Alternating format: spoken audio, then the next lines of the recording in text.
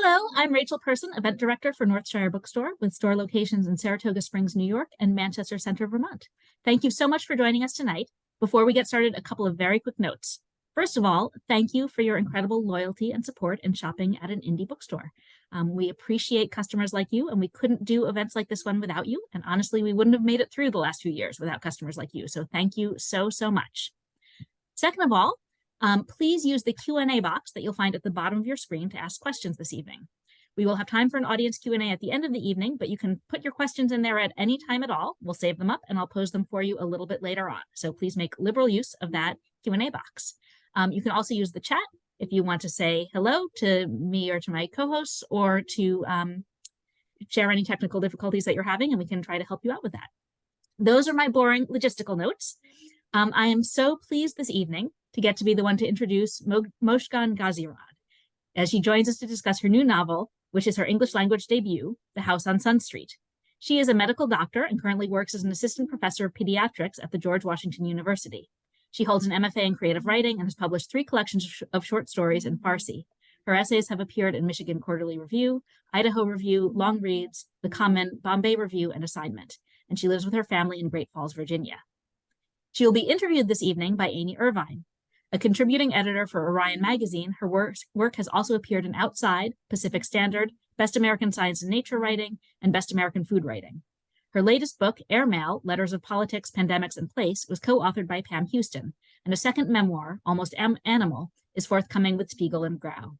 Irvine teaches in the Mountain View MFA program at Southern New Hampshire University and will be the 2024 William Kittredge Distinguished Visiting Writer for University of Montana's Environmental Humanities program.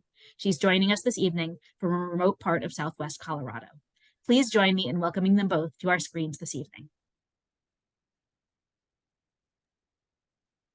Thank you, Rachel, for that lovely introduction. And hello, everybody. Hi, Mojgan.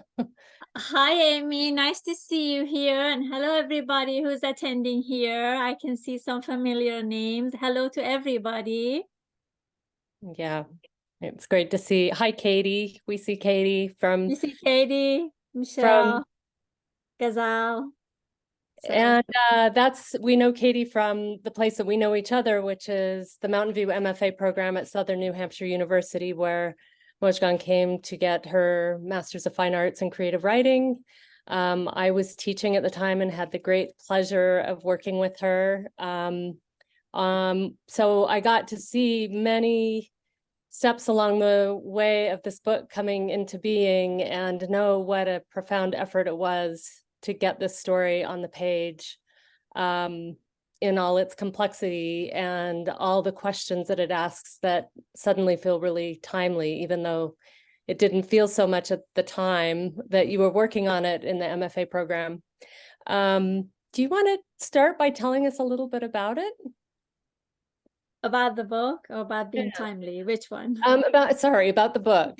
I imagine we have a few people that don't know what The House on Sun Street is about, which yes. this is the cover, by the way, for those of you who haven't seen it. Okay, yes. So I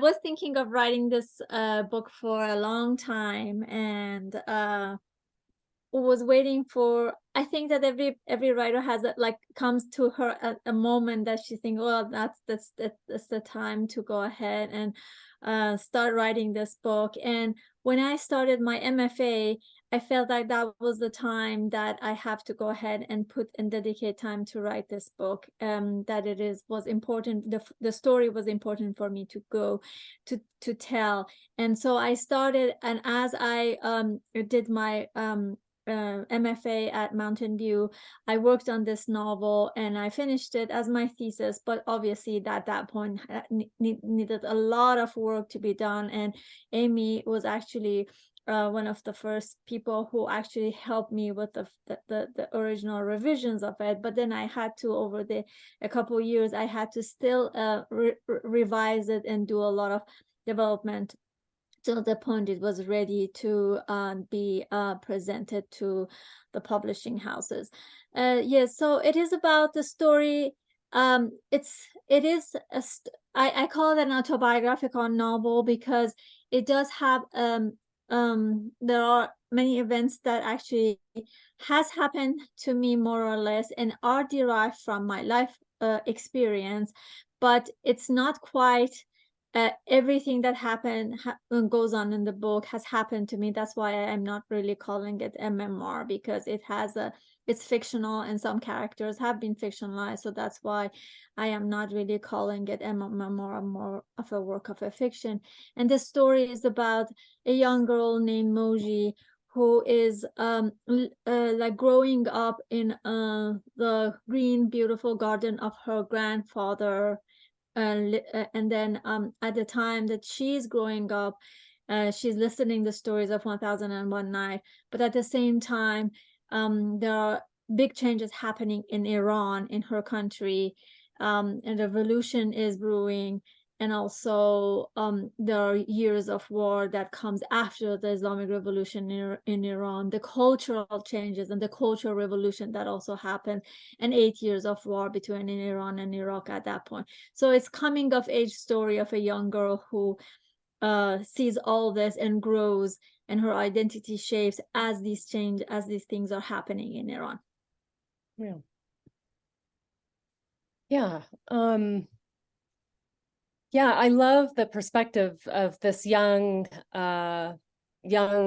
protagonist who gives us such an honest, clean, unfiltered view of her world in a way that you don't hear in an older character. And I'm kind of always blown away, and I have been since I read the first draft of this, your ability to provide that kind of fresh voice that really anybody, it's a universally understood voice, right? Can you, did the age of the narrator, was that something that you decided in advance because you knew it was an easier version, or was it just simply that was the story of your youth?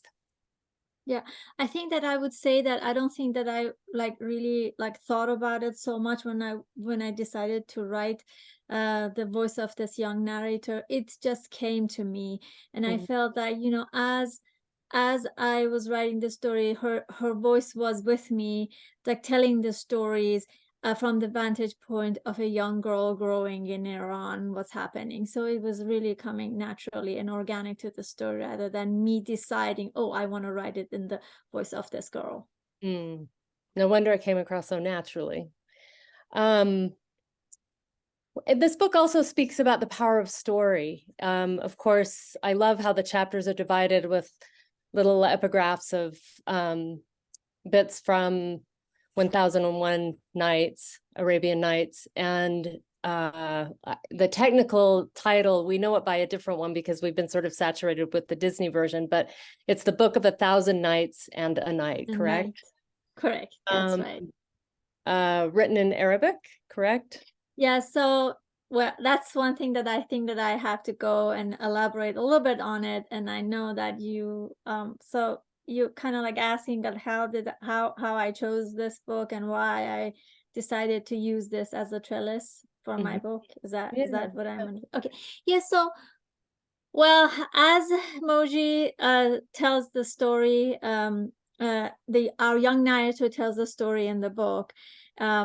Well, from my standpoint, and I would say that because this is parts of me that it's in the story right now, especially in the beginning, I encountered this book first from when my grandfather started to read about from this book for me, and instantly I would say that I fell in love with the book because it has elements of surprise and things that can, I would say, that bewitch a small child, and a little girl. Like, for example, it had stories of princes and princesses and those things that it will be very fascinating for a young girl. But at the same time, it had this suspense in it that I felt like it's possible for every night. It was possible to something happen in the story, and I could believe that everything is possible in the story to happen, and that captivated me at that point. And I went on, you know, when you're so young and you're 5 or 6 year old, the border between believing in reality and magic is very shady. And so I always thought, as my grandfather finished the book, finished his story of the night, I thought that, well, now this thing is going to really happen tonight to us. So that really kept me scared, at the same time very much attracted to the book. As I got older and I reread the stories, I think that when in my teenage years, I kind of like, it warded me off from the chaotic world that I was living in. So I kind of sought refuge in the book, trying to get into the stories so that will help me, relieve me, and get me out of this terrible, horrific world, or the news that was coming constantly into my world, and I was hearing every day. So that's how I got involved with this book. And so it's inevitable that once you are involved in this book so much as a young child and later on as a teenage girl, this is going to have a big role in the story when you're telling about that time of your life. Right. And to be clear, the context in which this story is told for our readers that aren't familiar with either your story in particular or the bigger story of Iran, and how this great Persian culture was so rapidly diminished during and after the Iranian Revolution, correct? And True. it's a part of history that I think many Americans are not familiar with at all. They know the part that there was a hostage crisis, right? And that we're always at odds and butting heads with Iran, even though we are also supplying arms and doing all kinds of things. But it was a very chaotic and rapidly changing environment, rapidly degrading environment, right? In terms of the arts and women's rights. And yeah. That's what's so striking, is the way you keep the child's perspective while also showing us this quiet unraveling of this beautiful culture around you and your family. Yes. So I would like to say this, that, you know, we, especially like going back to like the reason why I thought that I have to write this book, and also why I have to write it in English, because it was important for me to write it in for an audience that are not just Iranians or in Farsi speaking world, was that I felt like, you know, like Americans, or I would say Western world, know much about Iranian history out of like the time of the revolution when Khomeini came, and also the time of war, and all about that, like the hostage crisis, as you said, and then all these years of conflict between Iran and America, and then the economic sanctions. So it's just a highlighted point in the news constantly in the United States for over 40 years.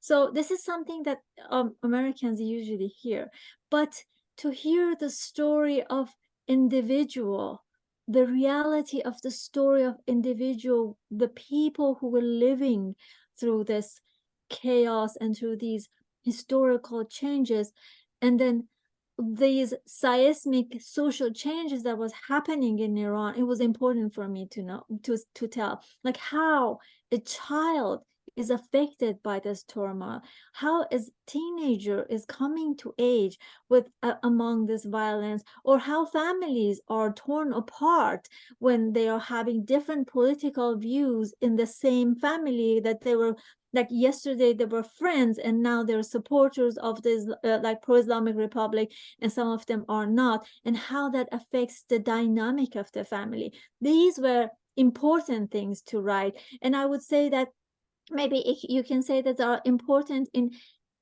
it just comes at the individual of like a human, what is our human experience when all these big historic changes are happening. And that's why I try to write it from the vantage point of this young girl who is also having all these changes in her own life, in her own body, in her own world, and then now these changes are happening back in her background, and she doesn't know how to react.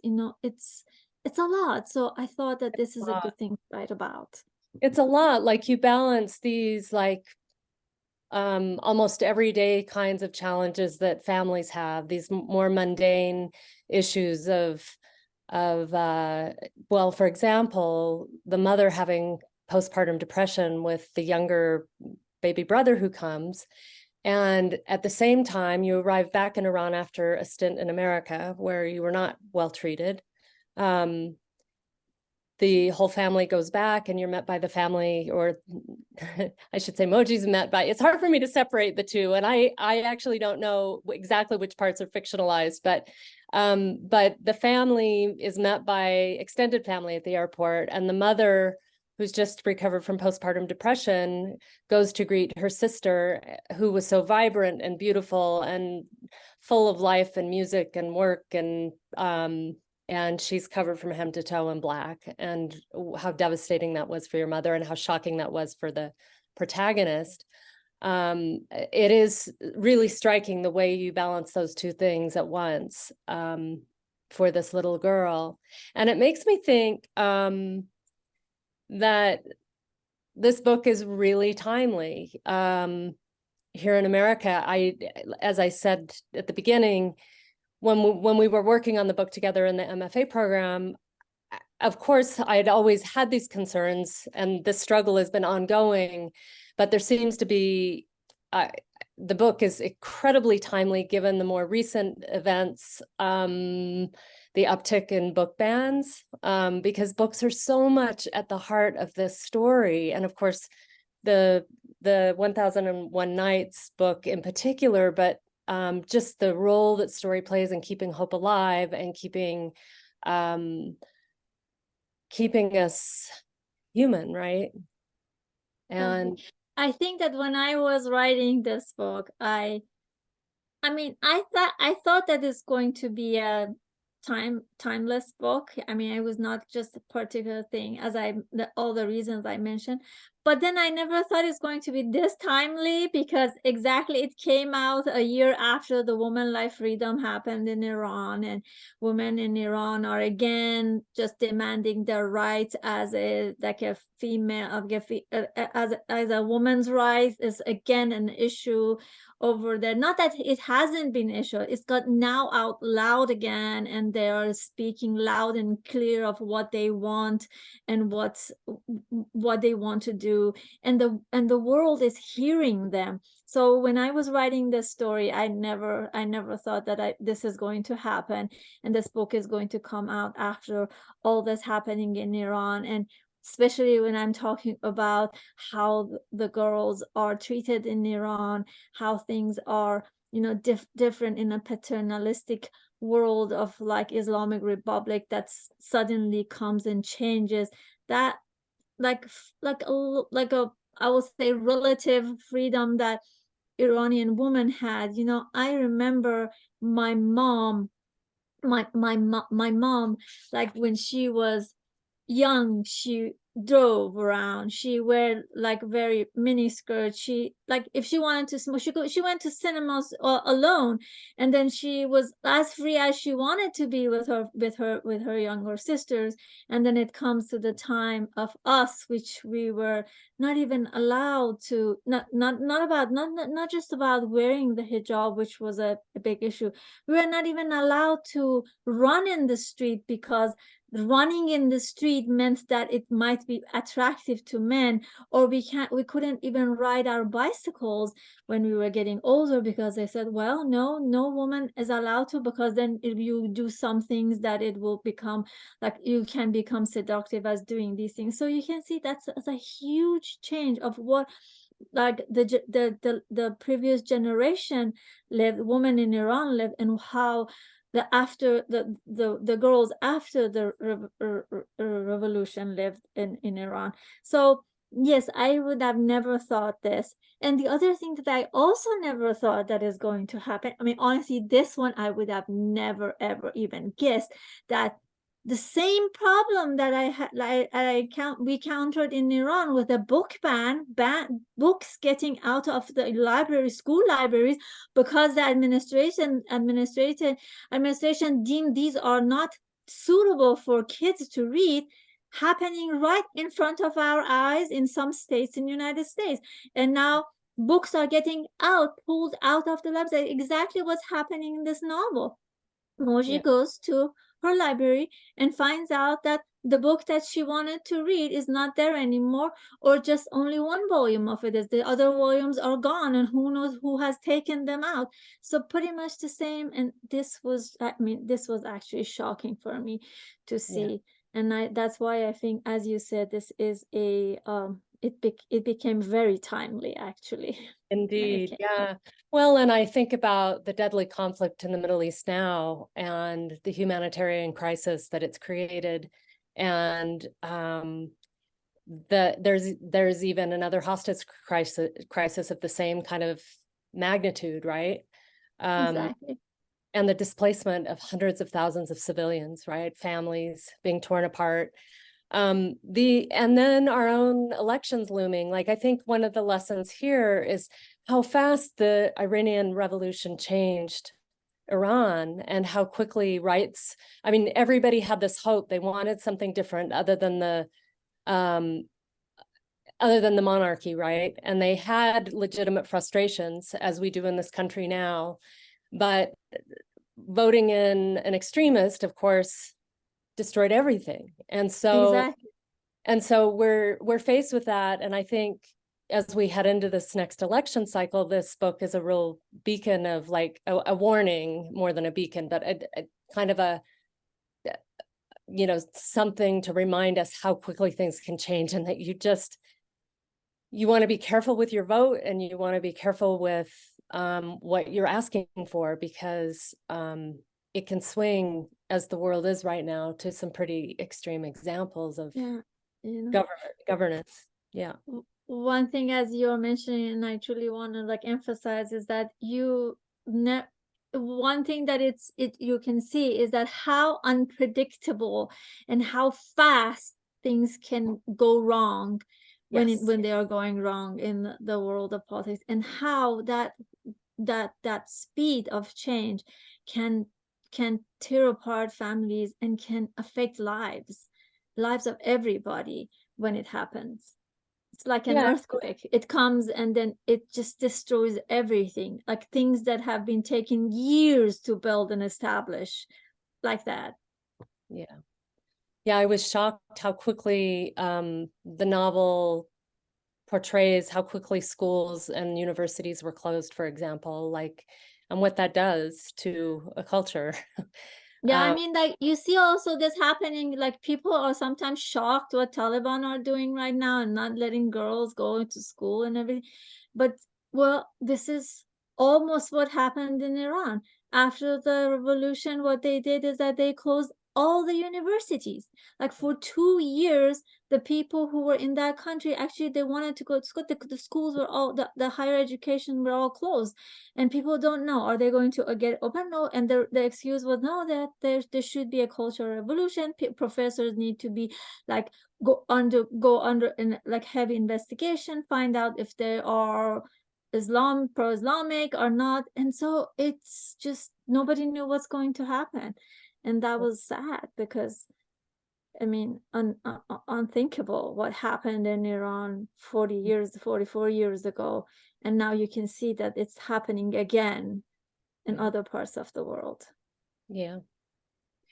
It makes me wonder, now that this book is out, Mojgan, will you be able to go back to Iran? I know last time you were there recently and brought me back a beautiful necklace.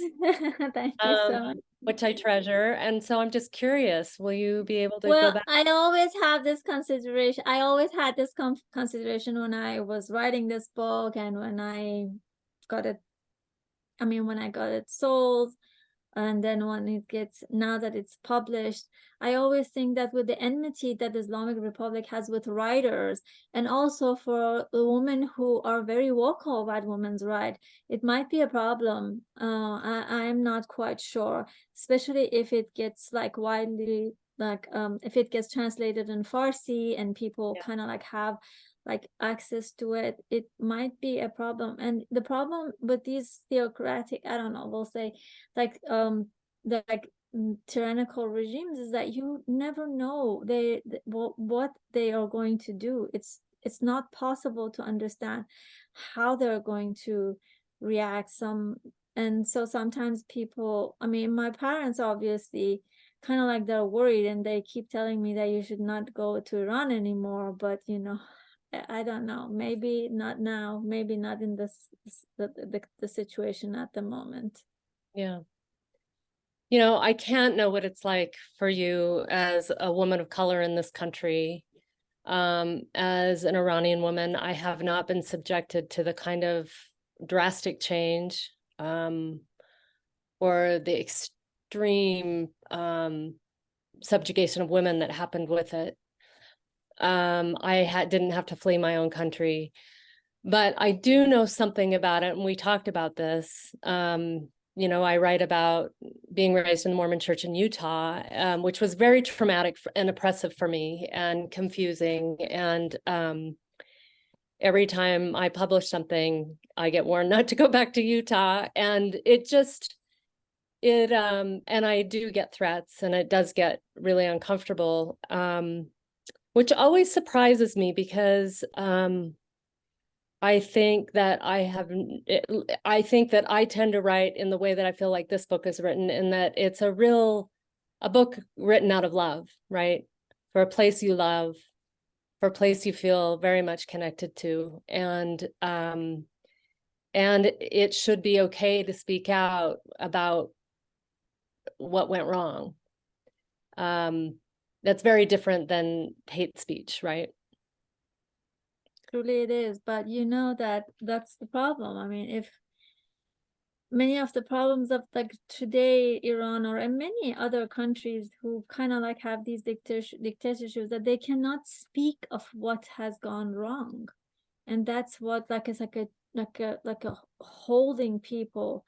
And the situation in Iran is the same. People are like angry, upset because they cannot say what they think, and they can get detained because of even saying those things. And you can even see that in even the singers who are like singing, and the pop singers, that they're singing something that they can have potential effects, they get detained for that.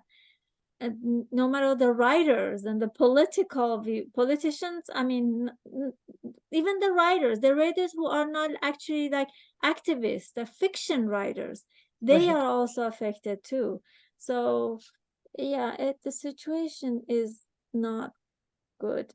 And that's why I think that it is important that we, if we can, which I'm thankful that I had the opportunity to write this book, to write it when you can. And this is why it was my responsibility to write and tell about how people were affected, how young girls were affected at that time, and they continue to be suffering from these kind of in this kind of environment, in this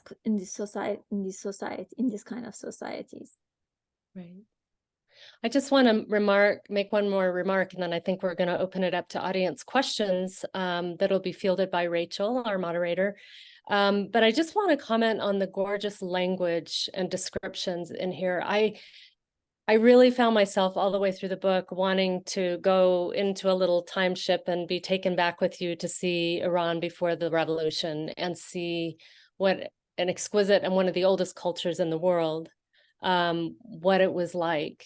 And between the beauty of that culture and the beauty of the physical landscape, not just your grandfather's garden, which is a place I would love to live. But the landscape around it, and living in the West where I do, and landscape being everything, it just sort of swallows us up out here. I was really struck by the sense of place that you gave the book through such beautiful language. The prose is elegant and vivid, and worth savoring on that level too. So it's a book that hits sort of all the levels of pleasure and education, it feels like, in terms of, I think, all the things you set out to do, it's doing beautifully. I'm glad to hear this. Actually, I hope that as you know this book for a long time, my other readers who are hopefully joining here and wanting to read the book shortly, like, have the same kind of idea about the book, and they feel that they have gained something after they have finished the book. Thank you both. That's been a remarkable conversation. It's been a real joy listening to you both. We do have some audience questions coming in, and audience, if you have more, please use the Q&A box that you'll find at the bottom of your screen. The first one that came was from Joseph, asking, how has your own spiritual odyssey affected the theme in your book? Hi, Joe. I know you've been following my posts on Facebook, so I kind of know that you're familiar with my spiritual. It has affected a lot. I think the voice of the narrator is being influenced by my personal journey. What the narrator says, the voice is affected by that, and I think that maybe one of the reasons why this book, as Amy says, like, that this young voice is so captivating for people when they're reading it, is because of this journey that I have been through with this book, when the spiritual journey that I was going through as I was writing this book. Lovely, thank you. Cheryl asks, besides reading and gaining more understanding, what can American women like myself do to help the Iranian women as they reach for equality and justice? I think as you in America, you say read more women. I think that you should say read more Iranian women too. I mean, there are many good Iranian women back there that they are writing about Iranians. Like, you know that Narges Mohammadi won the Peace Prize, like Nobel Peace Prize. She has writings. I mean, Shirin Ebadi has, and many other good writers are out there, that they're like Shahnusha Parsipur, Moniru Ravanipur. They're wonderful writers. Their works is getting translated. So I would say that read more Iranian women and see what they are, because we are the witnesses of our country. We are the witnesses of Iranian women we are outside. We are their voices of the people who are voiceless back in Iran. So that's a great answer. Thank you. Angela asks, at the beginning of the program, it was mentioned that your previous fiction was written in Farsi. How has your experience of writing in your second language been? Do you find that you mentally translate as you write, or are you composing in English in your head? Okay, I think that this is a very good question. So many people have asked me, and I remember last Saturday, a gentleman in the crowd, like in the middle of the panel, asked me, well, you have been writing in Farsi. How did you shift to English? And I said, well, I think that first of all, I did a lot during my MFA, which was wonderful. I read a lot during that time, and especially now I continue to read in English. And I feel like sometimes, not that I don't read in Farsi, but I do read a lot in English these days. So I think that sometime during the past few years, the shift happened, and I felt like my conversations in my head are turning in English.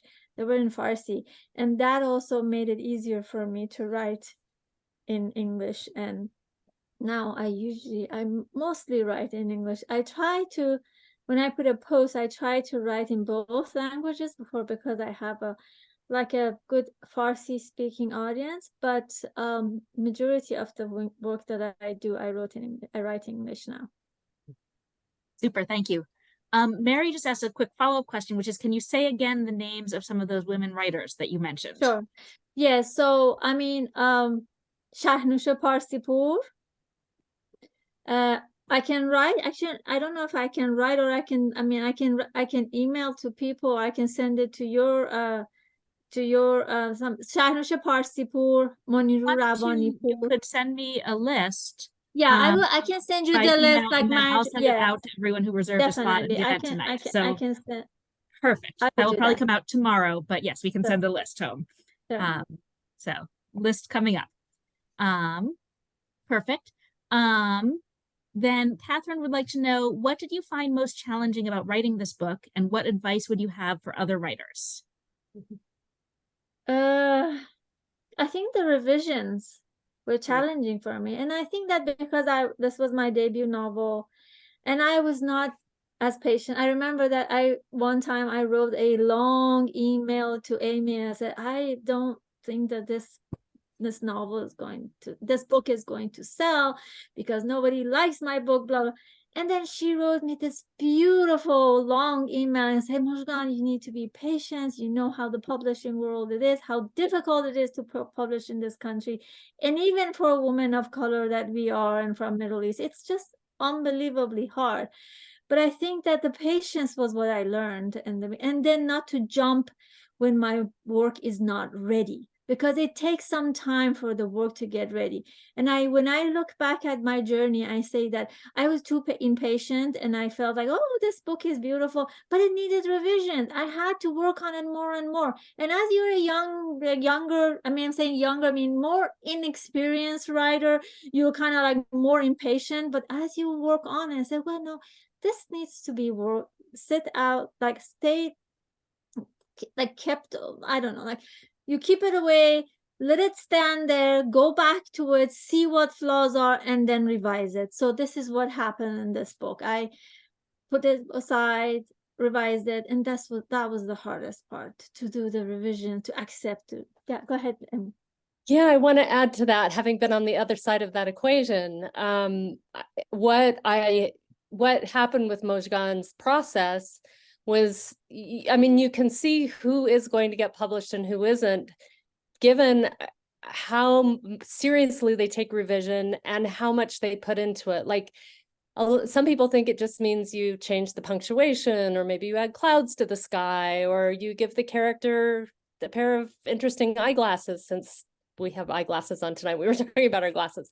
But Mojgan took the questions posed in revision to heart. And even the semesters I didn't have her as I wasn't her advisor, I'd see the work later, and the characters have become so much more rich, and the landscape and the scene so much more thought out, like on all the deep octaves of feeling and all the different levels of what's at stake. And the way the novel itself was structured, how it came to find its own form and its own pace. That's hours and hours and hours and years, really, of work, and willing to pay people to help you. You know, all of us need some sort of coach. So for those out there that are curious, and Catherine Towler, who asked the question, is also a brilliant writer, and everybody should check her work out too. Katie also knows what we mean here, that it really is that kind of labor of love, and it should take you right to the brink. If it's comfortable, you haven't gone deep enough or far enough. A writer, oops, sorry, go ahead. I mean, it is a painful process. People keep asking me, and I said, well, it takes time. You will change things. It takes time. You need to work on every paragraph to make it work as it should in the whole scene. So yeah, and I owe this to my wonderful mentors like Amy and Catherine Towler that are here. Like they have been just wonderful. Not even at this level of just like telling, like helping me hone my craft, but also like teaching me how to be patient with the words on the page. So the next question came from Michelle, wanting to know, how many drafts did you write? For this one? Mm-hmm. I think more than 10. I think that I've actually taken some characters out. I mean, there were characters in that I took out. that they're not in, and some characters I have lengthened their time. I mean, there's the scenes. Some of them I've cut the scenes. So yes, it's not the same as it was. It was like way more than this, though. I had cut a lot. I think it was like about 400 pages. I cut 100 pages at the end. They took them out. Another teacher that was in the program at the time with Mojgan, my good friend Craig Childs, who's a Western nature typewriter. He was asked how many words he cut from a recent book about the Ice Age. And he went back and he counted. He cut 1 million words. Wow. Yeah. So it's a Unbelievable. lot of words that get down on the page and then go, but that's still considered writing, right? Like it's still progress. Very much so. Ghazal has 2 questions. First of all, how do you think your background in medicine or your identity as a doctor affected your novel and your writing process, if at all? And a quick follow-up is, are you planning to have the novel translated into Farsi? Okay. Well, I think that it affected in the way of writing it, because I was working full time and finding a job. But I mean, finding time to write while I was working, it was difficult. But at the same time, it taught me to be disciplined. I would have never been able to do this work if I was not disciplining myself on the time when I need to write, and what I have to dedicate time to writing. It's not that just I mean, it's like equally important for me. My job as a doctor is important. My job as a writer is equally important. So the days are that there are days that I think that I'm going to work to work on words, not just going to the hospital to work. So that's how. And sometimes when I have time, not some, I mean, mostly during the morning times, I take advantage of writing on those downtimes in the NICU when it's not that busy, and I've already rounded on all babies. The second question about translating it to Farsi, I think that that's something that the publishers like trying to look, but I really don't think this book will not get published in Iran. I mean, there have already been interest. A couple of my friends have read the advanced reader copy, and they think that it's not possible to publish it in Iran. Outside Iran, maybe a Farsi publisher, but they're also limited. You know, they don't not that big, and then they are small. So I don't know. I mean, I don't know. I mean, I hope it will, but I'm not sure when or how. Joseph would like to know, do you see yourself writing a sequel to this book? I actually have another book that that I'm in the process of revising that, and Catherine knows more about it because I did about a term like follow up on our MFA, and she kind of knew about it. Yes, I've written another novel that I'm working on it, and that's nothing to do with this. I don't think that I'm going to write a sequel on this, but something totally different. Mary asks, do you believe that women in Iran and other countries controlled by where women are controlled by men can achieve the freedom they deserve and need without literally sacrificing their lives? And thank you for this enlightening talk. You're welcome. Well, I think that they have sacrificed a lot, and they continue to sacrifice. And I will give an example of Narges Mohammadi again. Narges Mohammadi is a woman, you know, she is one of the bravest and more like an outspoken woman in Iran. She has been in jail for 31 years now, and even from the jail, I mean, from where they have detained her, she keeps writing, and she keeps like the movement alive. So yes, and there are women that they have given their lives in this process. But women of Iran are resilient. I mean, they have been fighting for 44 years, and I don't see any sign that they have given in, and they will not give in. So, and I don't think that you can achieve anything precious without sacrifice. That is very true. We are almost out of time, but there is one more question that came in anonymously asking, since pieces of this fiction are drawn from reality, from your own life, how has your family responded to it? I know. Well, I mean, my parents were kind of like, especially my dad was not quite happy, but then, you know, he read the early drafts and he was saying, oh, what is this me or something? So then when he came to peace, when I said, well, this is going to be more, I will change it to more like a fictional character. So that also gave him some peace of mind after that. Excellent. Well, thank you both so much. This has been a really fascinating evening. I really appreciate you taking the time to talk with us tonight. Thank you so much, Rachel, for giving this chance for me to discuss my book. And thank you so much, Amy, for leading this conversation. It was a pleasure to see you again and to be here with the audience. And thank you, everybody who joined us and listened to us.